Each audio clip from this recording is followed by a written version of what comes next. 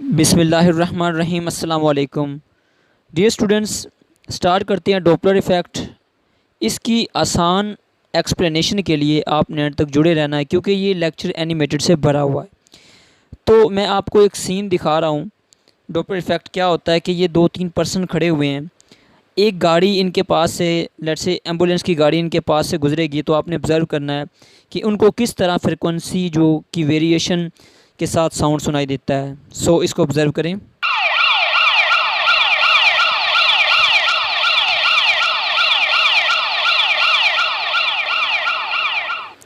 अच्छा, इसी तरह अब सोर्स जो है वो यानी कि एम्बुलेंस जो सोर्स ऑफ साउंड है, अब वो रेस्ट पे होगा और पर्सन उसके पास से गुजरेगा। अब ऑब्ज़र्व करें।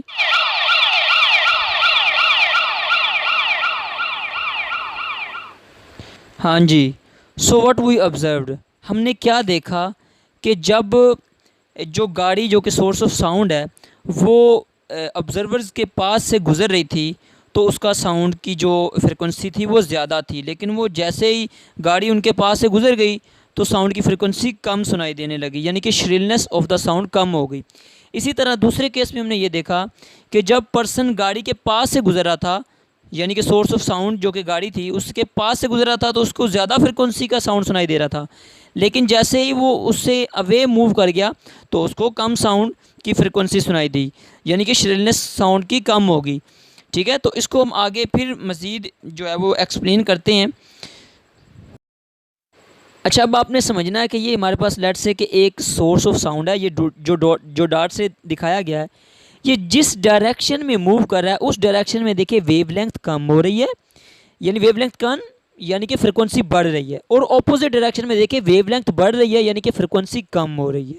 ठीक है, इसको अगेन देखें कि जिस डायरेक्शन में ये वेव कर रहा है सोर्स ऑफ साउंड, उस डायरेक्शन में जो वेवलेंथ है वो कम हो रही है यानी फ्रिक्वेंसी बढ़ रही है। अब देखिए ये जो ऑब्जर्वर उसके सामने आया है तो इसको ज़्यादा साउंड सुनाई देगी, ज़्यादा फ्रिक्वेंसी का साउंड सुनाई देगा। ठीक है, क्योंकि ये उसकी डायरेक्शन में सोर्स मूव कर रहा है। लेकिन अगर जो उस ऑब्जर्वर से अवे मूव करेगा तो अब देखें जो ऑब्जर्वर है उसको वेवलेंथ बढ़ी हुई मिल रही है लेकिन फ्रिक्वेंसी कम हो रही है। ठीक है, तो डॉपलर इफेक्ट फिर क्या हुआ, डिफाइन करते हैं कि डॉपलर इफेक्ट हमारे पास क्या है। हमारे पास इसकी डेफिनेशन बन रही है, the apparent change in the frequency of a wave caused by relative motion between the source of the wave and the observer. यानी कि जब सोर्स और ऑब्जर्वर यानी कि जब रिलेटिव मोशन में होते हैं तो अपेरेंटली चेंज आता है किस में, फ्रिक्वेंसी में, तो उसको हम कहते हैं डॉपलर इफेक्ट। ठीक है, ये अपेरेंट चेंज होता है, एक्चुअल चेंज नहीं होता। चले जी, अब हम जो डिफरेंट केसेस हैं डॉपलर इफेक्ट के उनको डिस्कस करते हैं, जिसमें फ़र्स्ट केस है हमारे पास कि source and observer are stationary. देखिए सोर्स भी स्टेशनरी है, ऑब्जर्वर भी स्टेशनरी है, दोनों रेस्ट पे हैं। ठीक है, ये सोर्स है जिसको हमने डॉट से शो किया हुआ है, ये सोर्स ऑफ साउंड है, ये वेव्स जनरेट कर रहा है, साउंड वेव्स। ठीक है, जिनकी जो स्पीड है वो v है, फ्रिक्वेंसी f है, और जो वेव लेंथ है वो लैम्डा है, और ये सामने ऑब्जर्वर, ये दोनों रेस्ट पे हैं, स्टेशनरी है। तो इसमें हमारे पास फ्रिक्वेंसी क्या होगी, फ्रिक्वेंसी को डिफाइन करें, ये क्या होती है, number of vibrations reaching observer in 1 second, यानी 1 सेकंड में कितनी वाइब्रेशंस इस तक ऑब्जर्वर तक पहुंच रही हैं वो उसकी फ्रिक्वेंसी होती है, जिसका फार्मूला होता है v equal to F lambda. तो f अगर हम यहाँ से फ्रिक्वेंसी निकालना चाहें तो v ओवर लैम्डा आ जाएगा। ठीक है, इसी तरह अगर हम इसकी वेव लेंथ निकालना चाहें तो ये क्या आ जाएगा, v ओवर एफ, यानी कि हमारे पास जो फ्रिक्वेंसी और वेव लेंथ है इनका आपस में रिलेशन इन्वर्स है। फ्रिक्वेंसी ज़्यादा होगी तो वेव लेंथ कम होगी, और फ्रिक्वेंसी कम होगी तो वेव लेंथ ज़्यादा होगी। ठीक है, तो सेकंड केस को देखते हैं। ये तो फर्स्ट केस है कि दोनों जब स्टेशनरी होंगी तो सिंपली हम इस फॉर्मूले से फ्रिक्वेंसी फाइंड आउट कर सकते हैं, और वो फ्रिक्वेंसी एक्चुअल फ्रिक्वेंसी का साउंड होगा। ठीक है, ये अगर साउंड ये सोर्स ऑफ साउंड है तो जो इसको साउंड सुनाई देगा वो एक्चुअल फ्रिक्वेंसी के साथ सुनाई देगा, यहाँ पे डॉपलर इफेक्ट नहीं होगा। डॉपलर इफेक्ट कब होता है, जब दोनों में रिलेटिव मोशन हो, जब दोनों में से कोई ना कोई मूव कर रहा हो विद रिस्पेक्ट टू अदर। चले जी, सेकंड केस देखते हैं। सेकंड केस को डिस्कस करने से पहले हमें पता होना चाहिए कि रिलेटिव मोशन में जो स्पीड है वो कैसे यानी कि वेरी करती है, यानी कि रिलेटिव स्पीड कैसे आती है। लेट्स से ये दो केसेस है हमारे पास कि इसमें एक ये केस है कि एक ये एरोप्लेन है और दूसरा ये एरोप्लेन है, दोनों एक डायरेक्शन में मूव कर रहे हैं। एक की स्पीड va है, ये ग्रेटर स्पीड से मूव कर रहा है एरोप्लेन, और ये एरोप्लेन वी बी स्पीड से मूव कर रहा है, जिसकी speed as compare to aeroplane जो ए है इससे कम है। तो याद रख लें, जब दोनों रिलेटिव मोशन में जब ये मूव कर रहे हैं, जब ये दोनों सेम डायरेक्शन में मूव कर रहे हो, तो फिर जिसकी ज़्यादा स्पीड हो उसमें से कम वाले की स्पीड को माइनस करते हैं। तो वी ए में से वी बी को माइनस करेंगे, तो इस तरह हम रिलेटिव स्पीड को फाइंड करते हैं। अगर दूसरे केस को देखें तो ये वी ए स्पीड के साथ ये जो ए एरोप्लेन है ये इस डायरेक्शन में मूव कर रहा है फॉरवर्ड में, जबकि दूसरा जो हमारे पास एरोप्लेन है वो बैकवर्ड डायरेक्शन में, यानी कि दोनों की डायरेक्शन ऑफ मूवमेंट क्या है, दोनों की ऑपोजिट है। तो ऑपोजिट के केस में जो रिलेटिव मोशन होती है इसमें हम जो रिलेटिव स्पीड लेते हैं वो दोनों का सम लेते हैं, तो वी ए में प्लस कर देंगे वी बी। तो ये रिलेटिव मोशन में स्पीड कैसे हमने रिलेटिव निकालनी है, तो ये इसलिए मैंने आपको थोड़ा सा इसके बारे में बता दिया है। नेक्स्ट अब सेकंड केस पे आते हैं। सेकंड केस ये है कि when observer is moving towards stationary wave source. देखिए सेकंड केस ये है कि ऑब्जर्वर मूव करेगा किसकी तरफ, स्टेशनरी सोर्स, यानी ये जो सोर्स है ये जो वेव्स प्रोड्यूस कर रहा है साउंड वेव्स, ये क्या है बेसिकली रेस्ट पे है, स्टेशनरी है। लेकिन ये जो ऑब्जर्वर है ये मूव करेगा टुवर्ड्स द सोर्स, ठीक है। तो लेट्स से ये पहले पोजीशन 1 पे है, फिर ये मूव करना शुरू करता है विद स्पीड यू नॉट, ठीक है। तो ये मूव करते करते पहले फिर ये पॉइंट 2 पे चला जाता है, फिर ये पॉइंट 3 पे चला जाता है, ठीक है। इसी तरह जबकि ये जो सोर्स है ये जो वेव्स प्रोड्यूस कर रहा है उनकी स्पीड v है, फ्रिक्वेंसी f है, लैम्डा उनकी वेवलेंथ है। तो ऑब्जर्व करें कि ये जैसे जैसे ऑब्जर्वर मूव करेगा towards the source, stationary source, तो ये देखिए जैसे जैसे उसके करीब जाएगा उसको नंबर ऑफ़ वेव्स ज़्यादा सुनाई देंगे, यानी कि नंबर ऑफ़ वेव्स ज़्यादा का मतलब है नंबर ऑफ़ वेव ज़्यादा, नंबर ऑफ़ यानी कि फ्रिक्वेंसी ज़्यादा, तो इसको ज़्यादा फ्रिक्वेंसी के साथ साउंड सुनाई देगा, ठीक है। फिर देखें इसकी रिलेटिव जो स्पीड है वो क्या आएगी, v प्लस यू नॉट, क्योंकि ये यू नॉट किसकी स्पीड है, ये हमारे पास किसकी स्पीड है, हमारे पास ऑब्जर्वर की, जबकि ये जो सोर्स ऑफ साउंड है इसमें जो वेव्स जनरेट हो रही हैं उनकी डायरेक्शन क्या है, इसकी यानी कि इन दोनों की डायरेक्शन ऑपोजिट है, तो इसलिए इन दोनों की जो रिलेटिव स्पीड है वो ऐड हो जाएगी। ये साउंड वेव की स्पीड v है, जबकि ऑब्जर्वर की स्पीड म्यू नॉट है, यू नॉट, तो इन दोनों को हम ऐड कर देते हैं, ठीक है। अब हमारे पास फ्रिक्वेंसी इक्वल होती है स्पीड ओवर लैम्डा। अब ऊपर क्या है v रिलेटिव, तो v रिलेटिव हमारे पास ये है v प्लस यू नॉट, ये हम यहाँ पे पुट कर देंगे, और लैम्डा हमारे पास किसके इक्वल होता है, v ओवर f के इक्वल होता है। अब हम इसको अगर मॉडिफाई करें तो f को ऊपर ले जाएं तो हमारे पास क्या रह जाएगा, v plus you nought over v into frequency f। अब देखें ये जो हमारे पास अपेरेंट फ्रिक्वेंसी आई है केस 1 के लिए, तो इसमें हमारे पास देखें जो अपेरेंट फ्रिक्वेंसी है वो ग्रेटर है एक्चुअल फ्रिक्वेंसी से, क्योंकि देखिए हमारे पास जो ऑब्जर्वर है वो टुवर्ड्स सोर्स मूव कर रहा है, तो जैसे जैसे वो उसके करीब जाएगा तो उसको ज़्यादा साउंड सुनाई देगा, ज़्यादा यानी कि फ्रिक्वेंसी का साउंड सुनाई देगा। इस फॉर्मूले में भी देखें दो चीज़ें ऐड हो रही हैं, दोनों रिलेटिव स्पीड्स ऐड हो रही हैं, इसलिए जो फ्रिक्वेंसी है उसका रिजल्ट क्या आएगा, ग्रेटर आएगा एक्चुअल फ्रिक्वेंसी से। केस 3 पे मूव ऑन करते हैं। When observer is moving away from the stationary source. अब भी सोर्स जो है साउंड का वो स्टेशनरी है, लेकिन इसमें जो हमारा ऑब्जर्वर है ये पहले पॉइंट ए पे है, फिर पॉइंट बी पे चला गया, फिर पॉइंट सी पे, अब ये अवे जा रहा है। तो जैसे जैसे अवे जाएगा तो डेफिनेट बात है इसको कम जो फ्रिक्वेंसी का साउंड सुनाई देगा, ठीक है। लेट्स से इसकी अगेन इसकी स्पीड है वो क्या है, यू नॉट है। अब देखें और जबकि ये जो सोर्स की स्पीड है वो v है, सोर्स की कह रहा हूँ सॉरी, सोर्स से निकलने वाली जो वेव्स हैं उनकी स्पीड v है, फ्रिक्वेंसी f है और लैम्डा वेवलेंथ है, ठीक है। अब ये देखिए दोनों की डायरेक्शन क्या है, सेम है। जब सेम डायरेक्शन है तो फिर क्या करेंगे हम, जिसकी स्पीड ज़्यादा है, अब देखिए सोर्स ये जो वेव्स निकल रही हैं इनकी स्पीड ऑब्जर्वर की स्पीड से ज़्यादा है, तो हम इसमें से ये माइनस कर देंगे। v क्या है, स्पीड ऑफ वेव्स, और जबकि यू नॉट क्या है, ये हमारे पास ऑब्जर्वर की स्पीड है, तो v में से यू नॉट को माइनस किया। अब एफ बी यानी कि फ्रिक्वेंसी फॉर केस b हमारे पास क्या आ जाती है, speed over lambda, v over lambda, v हमारे पास रिलेटिव स्पीड है, तो ये हमारे पास क्या है, v minus U nought over क्या आ जाएगा, लैम्डा किसके इक्वल होता है, v ओवर f।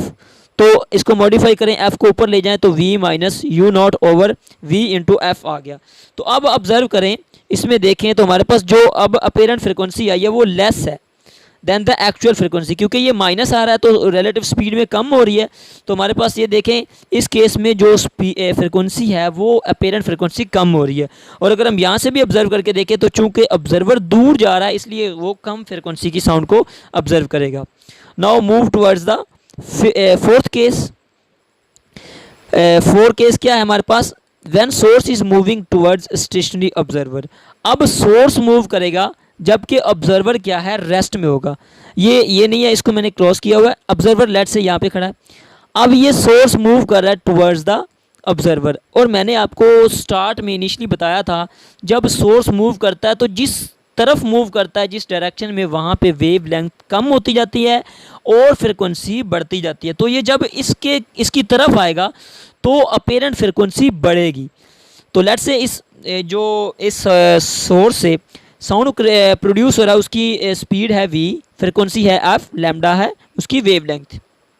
जबकि ये जिस स्पीड के साथ ये सोर्स मूव कर रहा है, ये वाला सोर्स जिस स्पीड के साथ मूव कर रहा है वो है us, ठीक है। us stands for speed of source.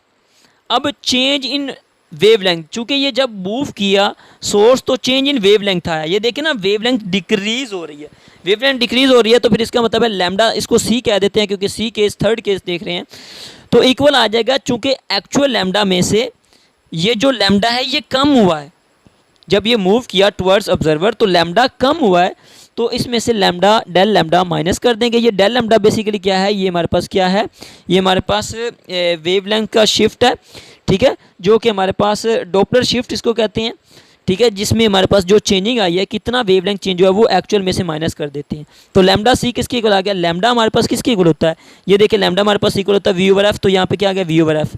इसी तरह डेल लैम्डा किसके इक्वल आएगा हमारे पास, ये डेल लैम्डा का मतलब है change in wavelength. Change in wavelength किस वजह से आई है, ये जो सोर्स जब मूव किया उसकी वजह से। तो ऊपर क्या आ जाएगा हमारे पास, v की जगह us यानी कि सोर्स स्पीड किसकी, सोर्स की, ओवर क्या आ गया f फ्रिक्वेंसी। यहाँ पे पुट कर दें दोनों वैल्यूज़, नीचे f कॉमन आ रहा तो नीचे f आ गया, ऊपर क्या रह गया v माइनस us, ठीक है। अब ये हमारे पास f फ्रिक्वेंसी का रिलेशन निकालना चाह रहे हैं चूंकि हम, तो frequency F C third case के लिए क्या आएगी, v over lambda C. Lambda C ये हमारे पास ये है, इसकी वैल्यू यहाँ पे पुट करें, इसको मॉडिफाई करें, f को ऊपर ले जाएं तो ये हमारे पास ये रिलेशन आ जाएगा, ठीक है। अब इसमें ऑब्जर्व करने वाली बात ये है कि नीचे देखें, इस रिलेशन में नीचे देखें v माइनस us है, तो नीचे हमारे पास छोटी वैल्यू है, ऊपर बड़ी वैल्यू है। तो जब नीचे छोटी वैल्यू होती है ऊपर बड़ी होती है तो हमारे पास जो रिजल्ट आता है वो ग्रेटर होता है। तो हमारे पास जो है वो frequency, apparent frequency F C जो है वो बढ़ जाएगी एक्चुअल फ्रिक्वेंसी से। अब अगर हम इसको यहाँ से देखें तो चूंकि सोर्स मूव कर रहा है टुवर्ड्स द ऑब्जर्वर, तो फिर वो उसकी तरफ मूव कर रहा है, इसलिए उसको ज़्यादा फ्रिक्वेंसी की साउंड जो है वो सुनाई देगा, यानी कि श्रिलनेस ऑफ द साउंड यानी कि पिच ऑफ द साउंड ज़्यादा होगा। नेक्स्ट केस नंबर 5 को देखते हैं। अब इसमें सोर्स क्या है, वो मूव कर रहा है away from the stationery observer. अब ये फ़र्ज़ कर रहे हैं ये ऑब्जर्वर यहाँ पे स्टेशनरी है, लेकिन अब इस केस में ये जो हमारा सोर्स ऑफ साउंड है ये इस पर्सन से, इस ऑब्जर्वर से अवे जा रहा है, यानी इस डायरेक्शन में मूव कर रहा है। इसकी जो सोर्स की स्पीड है वो us, उसकी ऑपोजिट है किसके, इनकी वेव्स की स्पीड के। अब ये इनकी वेव्स की डायरेक्शन यूँ है, ये जो वेव्स जनरेट हो रही हैं उनकी डायरेक्शन यूँ है, जबकि इस सोर्स की डायरेक्शन यूँ है, ऑपोजिट है। तो अगेन ये जो हमारे पास वेव्स हैं इनकी स्पीड v है, फ्रिक्वेंसी f है, वेवलेंथ लैम्डा है। ऑब्जर्व करें कि ये हमारे पास दोनों ऑपोजिट डायरेक्शन में मूव कर रही हैं, यानी सोर्स इस डायरेक्शन में मूव कर रहा है और वेव्स इस डायरेक्शन में मूव कर रही है। ऑपोजिट डायरेक्शन की वजह से मैंने आपको बताया रिलेटिव मोशन में ये दोनों ऐड हो जाती हैं। अब चेंज इन लैम्डा की बात करें तो अब ये चूंकि सोर्स ये वाला ऑब्जर्वर से दूर जा रहा, तो ऑब्जर्वर को अब वेवलेंथ बढ़ती हुई जो है वो ऑब्जर्व हो रही है, वेव की वेवलेंथ बढ़ रही है। तो इसलिए अब हमारे पास लैम्डा में डेल लैम्डा का इजाफा हो रहा है। तो लैम्डा डी केस 4 के लिए लैम्डा डी हम कंसीडर कर रहे हैं, तो लैम्डा डी इक्वल आ गया lambda again V over F. Del lambda हमारे पास अगेन किसकी वजह से आया चेंज, किसकी वजह से हमारे पास, सोर्स की स्पीड की वजह से।